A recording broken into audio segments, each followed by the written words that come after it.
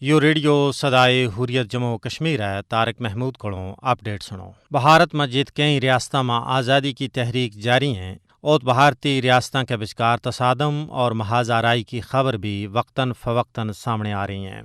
حال ہی میں آسام اور میزورم کے بچکار بھی تصادم آرائی ہوئی جس میں دو ریاستوں کی پولیس نے ایک دوجہ پر اندھا دھند فائرنگ کی جس نال آسام کا 6 پولیس اہلکار ہلاک اور دو پاساں کا 80 اہلکار زخمی ہو گیا۔ یہ واقعہ گزشتہ مہینے 26 جولائی نہ پیش آئے۔ آسام اور میزورم کے بچکار متنازع سرحدی مقام پر گولی آنسو گیس کا گوڑا اور دستی بم داغیا گیا اور دو گوانڈی ملکوں کی طرح بھارت کی دو ریاستوں میں جنگی صورتحال پیدا ہو گئی۔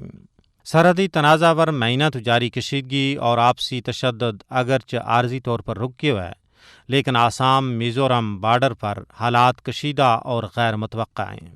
بھارت کی شمال مشرقی ریاستیں آسام اور میزورم کے بچکار سرحدی تنازع چروکنوں جاری ہے اور ماضی میں بھی کئی باری سخت جھڑپ ہوئی ہیں۔ پہلی جھڑپ 1994 میں ہوئی تھی لیکن حالیہ جھڑپ میں جس طرح دو ریاستوں کی انتظامیہ نے جارحانہ رویہ اختیار کیا اور سرحدی پولیس کے بچکار خونی محاذ آرائی ہوئی اس نے نہ صرف مقامی آبادی نہ حیران کر دی تو بلکہ مرکزی سطح پر مودی حکومت بھی پوکھلا گئی ہے۔ اس وقت دو ریاستوں کے بچکار سخت بے چینی، خوف اور بے یقینی کی صورتحال ہے۔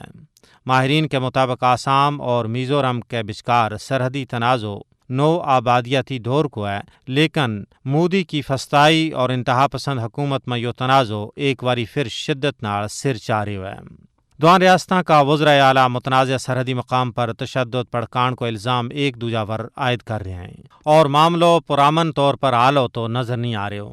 حقیقت یہ ہے کہ آسام اور میزورم کے بچکار اون تک کو سب تو زیادہ خونریز تصادم بھارتی وزیر اعظم مودی واسطے ایک بڑی شرمندگی ہے کیونکہ مودی اور ان کی پارٹی بی جے پی اس وقت بھارت کا شمال مشرقی حصہ میں غالب قوت ہے۔